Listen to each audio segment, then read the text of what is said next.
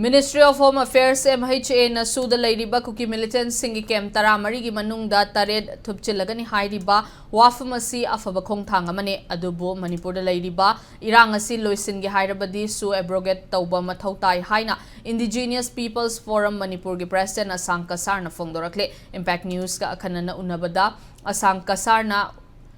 wafam asi phongdorakibane ASHANG KASAR na makha taraduna kumja Englishing aniga ahumda su chatnarakpadage Manipur asi santi laitaba lamdam amaga chap manare haujik maitai furupta awaba nangliba asigumna tongan ba furup singda suna maram oiraga awaba kaya mayoknare MHA na sugi kem tare thupchilagani haiba asi afaba khongthang amani suda yauriba militant sing thamnana ba kem taramari matau karamna saramlibano haibasi yamna angakpa amani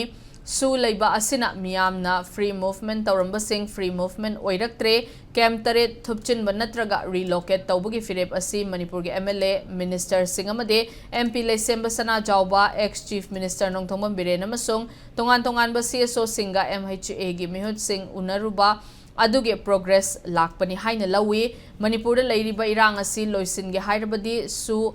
Manipur dage lauthokpa mathau tai haike